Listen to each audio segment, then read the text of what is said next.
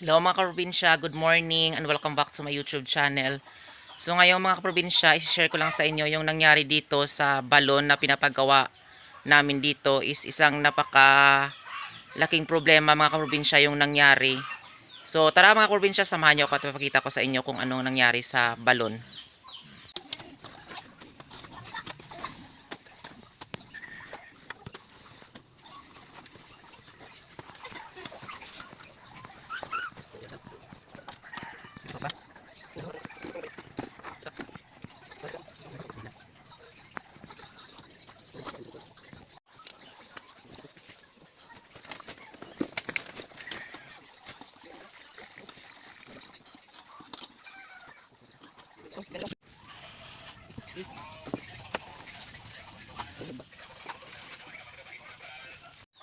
So mga kaprobinsya, itong yung tubo na nung una kong vlog is napakita ko sa inyo na ito is nalaglag na doon sa balon.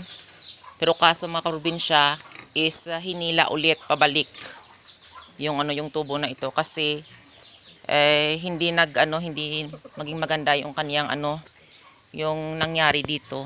So ayan. So wala pa ngayong yung nagtatrabaho dito. So pakita ko sa inyo. Itong nangyari mga kaprobinsya, ayan. So madilim pa. So ayan, madilim mga kaprobinsya. So naguho ito kahapon mga kaprobinsya. So yan kasi yung lupa dito is hindi talaga masyadong matibay. So ayan, pinaulit-ulit na hinila ulit yung tubo, ayan.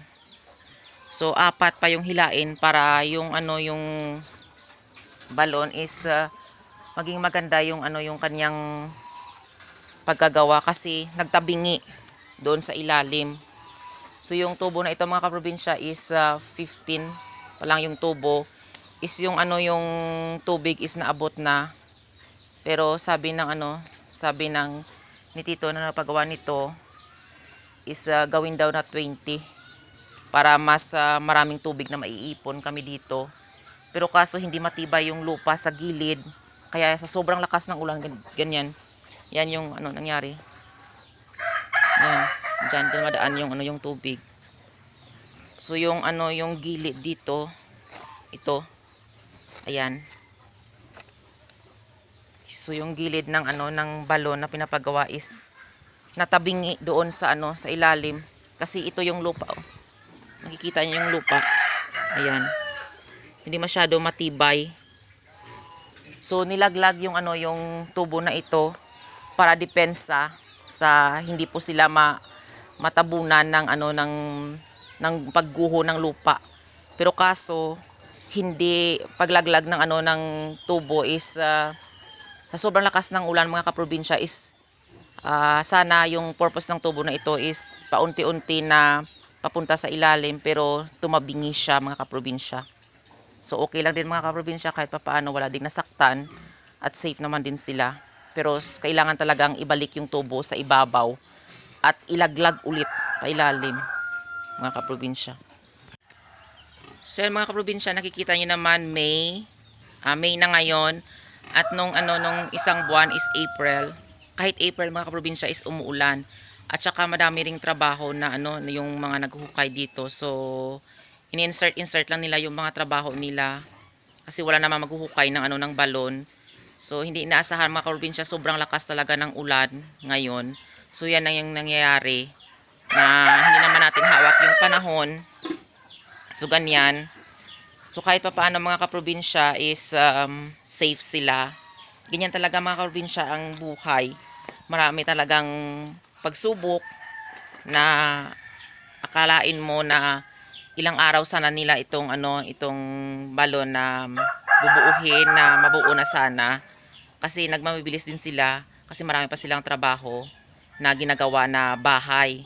So yung balon na ito in-insert lang nila sa kanilang trabaho para siyempre kailangan talaga ng ng tubig namin ngayon. So yan talaga mga kaprobinsya, sa siguro mabilis lang sila maghukay. Pero kaso mga kaprobinsya yung nangyari is ganyan na natabingi yung yung gilid ng ang natabingi yung balon.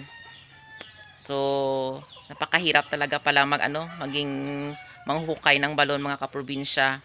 Minsan mga kaprobinsya, nagtutulong din ako sa kanila na maghila ng ano ng lupa doon sa ilalim, at kahapon nagtulong din ako sa kanila na maghila ng ano ng tawag doon ng tubo na ibalik pa, angat pa ibabaw, pataas, at para maging maganda ulit yung tubo, ibalik din ulit pa ilalim mga kaprobinsya. So maraming salamat sa walang sawang pagsusupport niyo mga kaprobinsya at panonood sa aking YouTube channel. And don't forget to like, share, and subscribe to my YouTube channel. Thank you for watching and happy farming.